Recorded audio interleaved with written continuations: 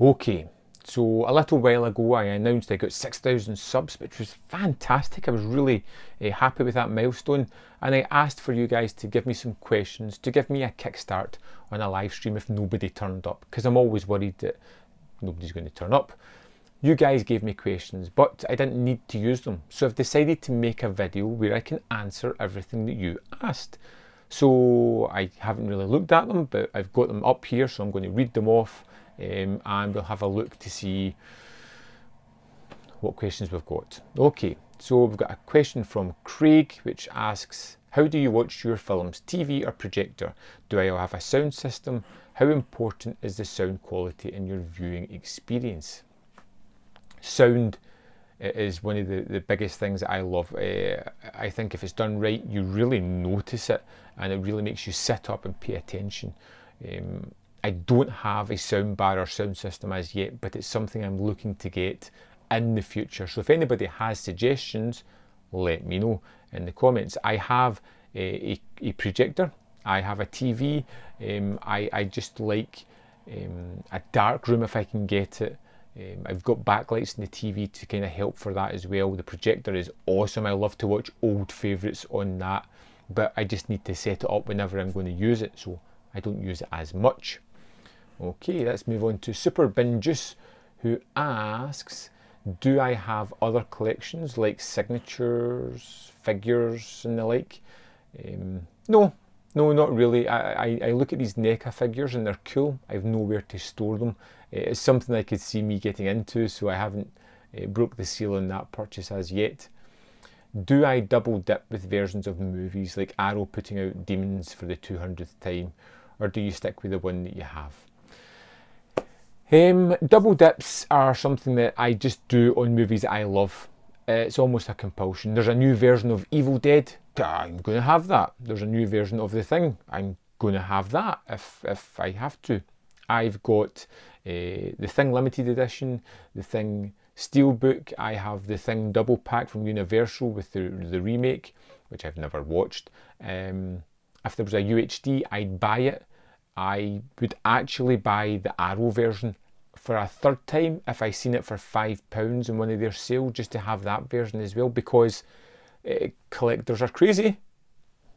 We're going to be nuts. We do silly things, and that's one of the silly things that I would do yet again. Let's see, you've got more questions here. Am I a slipcase fanatic, and do I go out of my way to get them? No, I don't think I am. There are certain things where I do like them, like Masters of Cinema. I want to get every edition of every movie, and the slipcases are coming with them now, but I buy the up-to-date releases. But I am missing 2 slipcases, and it haunts my nightmares. I would kill to get those slipcases, but in general, it wouldn't bother me in any other release if I was missing a slipcase. I'd be like, oh, well, tough. It's one of these things. I wouldn't overly care about it, with the exception of those 2 that I am missing. Do I buy Blu-rays from other regions, and do I have a region-free player? Yes, I do. I have a region-free player. I buy movies from other regions. Yes, I've got some Severin, some Criterion, and a lot of Vinegar Syndrome. But thankfully, a lot of the Vinegar Syndrome just aren't region locked, so it's not a problem. I would buy more if it wasn't for import tax, pretty much. Okay, so from Grumpy Andrew's House of Horror, great channel. If you haven't been on that one, you should do. What are my favourite movie memories? Maybe the first time you were taken to the cinema. Vivid memories of films and bits of films on TV. The VHS boom and being able to rent films. Anything along those lines. Well, that's a pretty broad question, Andrew. I'll try my best. I remember as a child, and I've told this story before, someone had Texas Chainsaw Massacre. I used to watch that a lot as a toddler, talking 3 years old, that kind of thing. It didn't impact me overly too much. I don't believe in that kind of nonsense anyway, but it was a movie that I loved. I remember watching bits of it, and it's one that I think is extremely disturbing watching now, and to think that that was just not really questioned, the fact that I would watch that repeatedly when I was younger. I remember going to the cinema to see Masters of the Universe, which was a really kind of weird experience. I loved He-Man. I went to see that and came out scratching my head going, what the heck was that? Kind of liked it, but it wasn't He-Man. Things like that. As for video shops, I loved going to those things. I think the people that worked in them hated me because I'd be there for hours just looking at the cover art, trying to find something to pick. I would go there a couple of times a week to rent movies, and it was all these horror and weird things that I would pick up, and because I was always there, I could just get whatever I wanted. Nobody questioned anything at all. I think they were just happy to get me out of the place more than anything. Man, I miss those days at the video stores. Rob Savage asked the question, why do you think horror genre is so popular in the collection community? It's clearly big among the collectors on YouTube, and your local store that stocks boutique discs also has an abundance of films in this genre. I think it's primarily because of the video shop days. It is in my eyes, you know, you used to see all these wonderful covers. You had that video nasty craze where you were told, you can't watch this. This is too extreme for you. It made us curious, and now that we've grown up, horror, or particularly people at my age, horror was the thing in the 80s. It was always new, it was always in the video store. We were always renting them as a family. Whenever we got the new Friday the 13th or Nightmare on Elm Street, it was an event. It was something that we all sat down and watched. Even though we were too young to be watching it, we still did. And I think that's why horror has this place in certain people's hearts. You know, it's comfortable. And the weird thing about the horror community is we love crappy movies as much as we do the good movies. It's weird. We're more forgiving for that kind of thing. I think Jordan Moran, who is a member of my channel, he's asking me a few questions. How did Brian Lomax and myself become acquainted? We kind of had YouTube channels. For the longest time, we've been growing at a same level, and we'll have conversations. We decided to start a podcast together, which we did, and it's just nice to have somebody who's in a similar scenario as me to be able to talk to.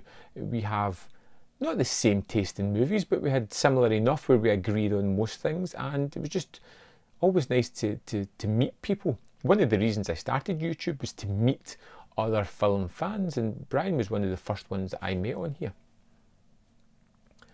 Has my reason for having a channel changed over the years? No, it never has. I never come on here expecting to be famous or this to become my job. Don't get me wrong, I think that's always something that I would love to have happened, but I'm a realist. It's never going to get there. I am just happy to be talking film, to meet all these people. The most exciting thing that's happened for my channel for me is the community. I'm loving everybody that comes here and drops a comment. I try my best to respond to everybody, have a conversation. That's more rewarding than seeing the subscriber count go up. You know, if I get up in the morning, I look at my phone and I've got 20, 30 new comments, I'm like, great. I go and get myself a coffee, I sit down and I start to work my way through them. That's the biggest enjoyment I get out of this channel, just interacting with people. And now I've started the live streams, which I suppose is a change. It's became even better. I can now interact fully with people in the comments and mine them for the knowledge of film that they have. I get recommendations. It's such an absolute joy. Brian Lomax has repeatedly disrespected Big Trouble in Little China. Which movie character do you send to deal with his insolence? I think I would send, and I'm going to send someone from that movie because I don't know if that's what you're asking or not, but I think I would send Egg Chen, because I think he would just compel him. Maybe give him some of that magic juice to win him over for the movie. Big Trouble in Little China is a goddamn masterpiece of a movie, and it is my favourite John Carpenter movie. I don't think it's John Carpenter's best, but it's my favourite. It's layered, it's so enjoyable, it mixes Western and Asian influences on its sleeve, it's just, wears them on its sleeve, it's just wonderful. It's a fantastic movie, one that I really want to do an in-depth review about, but it's kind of intimidating because I love that movie so much. Number 4, which delayed movies am I most looking forward to in the coming year? No Time to Die. I want to see the next Bond movie. I'm a huge Bond fan. I cannot wait to see that. I'm really interested in Spiral because I like the Saw franchise. I want to see what Chris Rock has come up with because it's based on his idea. That's 2 that jump out at me just now that I can think of. Let's see. We've got Alex from Stiff Kitten Reviews, who's wrote Dream, Giallo, Time, Era, Actors, Story, Gore, Director, How Much Sleaze, How Little Plot, Proper Acting. Yes, I would like George Hilton as the lead man in my Giallo. I would like Rosalba Neri in it as well. Maybe a little bit of Edwig Fenech. I would like possibly in a smaller role Klaus Kinski. Just to be there, you know, like the red herring character. Is he the bad guy? Is he not? Giallo director. I think I would go for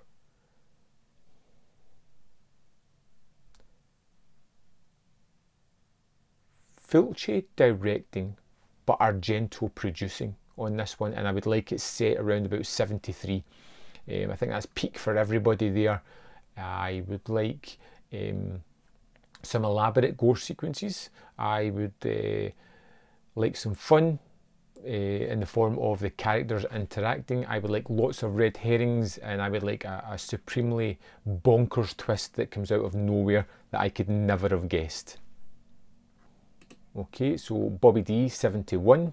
You're a massive Giallo fan and you like to know what my favourite Giallo is. Okay, my favourite Giallo, I'm going to pick 2. I can't really separate these 2. There's 2 movies that I love.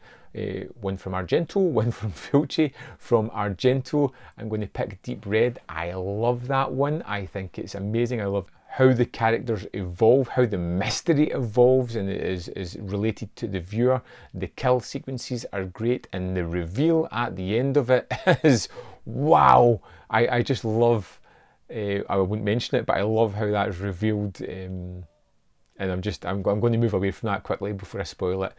Fulci is Don't Torture a Duckling. I think that's tremendous. I love the mean-spirited nature of that one particularly. There is a scene in it where a woman is cornered in the cemetery and beaten with chains by the local community. It's a horrible sequence, needlessly violent, but it's just that kind of mean-spirited movie. It's a movie where kids are being killed. You would expect nothing less. It's terrific. That's my 2 favourite Gialli. Sega CD Universe. Do you have a favourite video game or video game system? Yeah, I do. I do kind of like PlayStation is probably my favourite, and my favourite video game was always Call of Duty. I like that because, again, I could sit down and play for 10 minutes, play for an hour online. The games are quick and bypassed. I get to kill lots of people, and sometimes I'm good, sometimes I'm bad, but I just have to move on to the next game. I would like to spend more time getting into stories of games. It's been a while since I've been able to spend the time and sit down and do that. Grand Theft Auto 5 was a wonderful one of those games that I just loved. One game that I've played a couple of times is Until Dawn. I absolutely love that one. I think it's just a tremendous game. Also, you're asking what is my favourite science fiction film? Favourite science fiction film? I do really like Sunshine. I think I do love The Thing. Robocop, those kind of science fiction movies are not. I think it's a tough one to pick. I think I'm going to stick with Alien. Alien, I think, is my favourite science fiction. Always tinged with a little bit of horror. That's what I kind of like in my science fiction movies. Okay, so we've got CS5. What percentage of your film collection do you reckon falls into the so bad it's good category? None. I don't know if I really believe in it. I know films can be bad and enjoyable, but I don't think I count them as so bad it's good. If a film's enjoyable, it's just enjoyable. You know, for whatever reasons you like it, you like it. If I was to put on the hat of someone else and say what percentage do I think of the movies are things that are oddball, weird, that people have never heard of, that they may think is bad, probably about 10-12% maybe. Do I have a favourite decade of movies, and which decade of movies do I think I own the most films in? Yeah, I think it's the same answer. I think it's 80s. I love 80s movies. It was the era I grew up. I'm always discovering other oddball movies from that time that I just utterly love. I do quite like the 40s as well. I think they're particularly great. And I'm starting to have a little bit of appreciation for the 90s as well. But 80s is the one I probably own the most, and the one that I would say is my easy answer. Leslie V asks, what do I use to keep track of my collection? I did use blu-ray.com, but I've fallen away from adding movies, and now I don't know where I stand. I'd need to sit down and add them all in. I've used other apps like My Movies, never quite stuck with me. I did like the Blu-ray forum one. I thought that was great. It tied to an app as well. I think just because I've ended up in such a tight space and it's a bit of a mess, I think I would need to get my collection sorted before I could re-upload them all there. But if you go into blu-ray.com, I am under there is Man v Film. You can add me and have a look at my collection up till maybe a year and a half ago when I stopped adding. Okay, Stiff Kitten Reviews again with another question. What are your holy grails that you own? The late Mizoguchi set is one that's quite hard to get. Une Femme Marie, I think, is a hard one to get. These are things that are kind of coveted amongst other fans. I love my Battle Royale set. I love my Spielberg and Kubrick box sets that I have. I love my Evil Dead Steelbook collection, even though I'm not really a Steelbook guy. I love all these. I love my limited editions of An American Werewolf in London, Robocop, The Thing. Those kind of discs are all ones that I love. Don't own, but might get if I had the money. I would like to get the Bliss limited edition from Eureka. It wasn't a particularly expensive one. It was one that was limited to 1,000 units and sold out. Other than that, I can't think of anything off the top of my head that really strikes me as something that I must own. Well, that's wrong. That's wrong. There is a couple of things I would like to get, and they're purely because of the packaging. I always wanted that Alien DVD set. You know, the one that was the big Xenomorph's head. Like, I just liked that. I thought that was cool. I would love to have got that. The Blade Runner briefcase set, that was super cool. I loved that. Those kind of limited packages were things that I just loved. I would love to have them in my collection.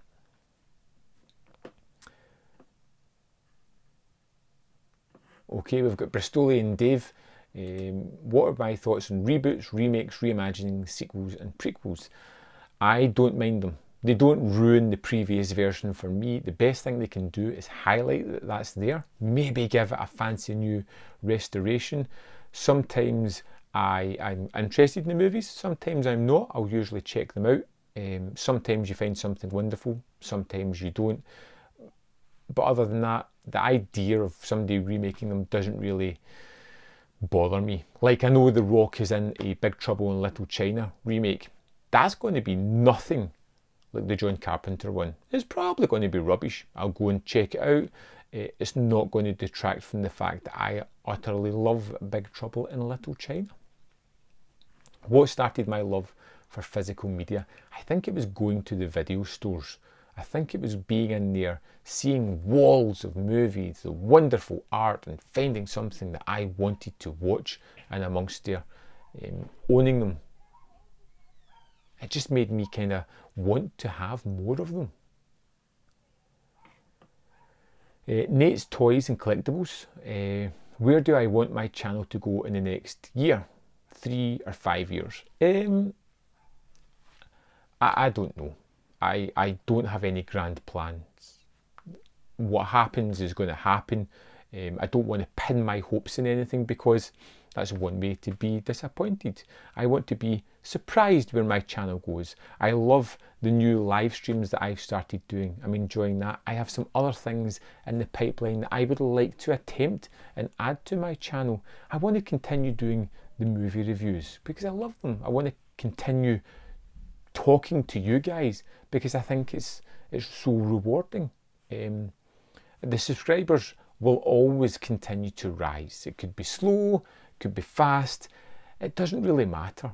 Ultimately, it's just the number. It's more the interaction that means a hell of a lot more to me. So that's what I kind of want. I want more interaction. I want to have more conversations. What's going to happen with the channel will happen. Niblonian88. Is there the most prized possession amongst your collection? If so, what? It is my Hitchcock set. It's a set of 16 movies. They come in a big plexiglass case, display case. They're all little film reel cases they come in. It's just cool. It's something that I picked up on a whim a while ago at a really good price, and I just love it. I love the aesthetic look of it. It's just great. It's probably not worth that much, but I love it. You get stuck in a lift for an hour with an actor or director from any era. Who would it be? That's a difficult one. Who would somebody I would love to see? I'll go for the populist and easy answer. Quentin Tarantino or Kevin Smith. I could listen to either of those two guys just talk for hours. So I'll just let them talk. Movie genre booms are cyclical. What specific genre of film would you like to see come back in a big way over the next couple of years? Oh, I would love Giallos to come back. You know, I think it's been a while since we really had that. I love slashers. They're always coming back. Giallo seems to have been lost. I love murder mysteries and I love slasher movies. Giallo is both of those. I want to see Giallo coming back. That would be amazing for me. I would love that. Gory murder mysteries. Terrific. Okay, Rusty Shackleford, another member of my channel. What is the first film that really got me into cinema? Not just a good film that you enjoyed as a child, but one that really made you look into how they did it and why. There's probably two that I think really kind of struck, maybe three actually, now I think about it. The Thing, I wanted to know how they did those special effects. Those were mind-boggling for that age, so I would consume anything that had any written articles on that because I really wanted to know that.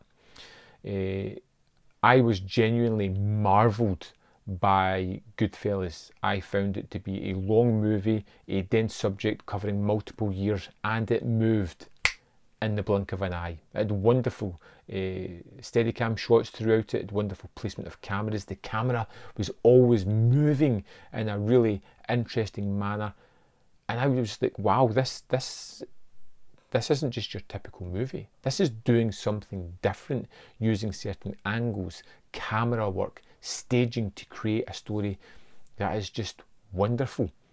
I've always loved Goodfellas in that because of it. One that I really love is Hitchcock's Rope. It's kind of done like a one shot almost.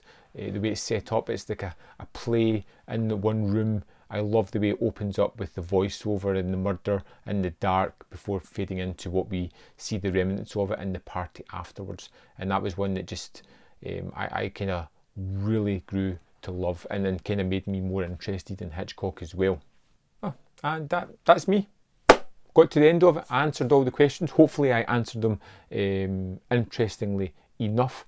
Thank you so much for leaving questions like this. I love it because it gives me easy content.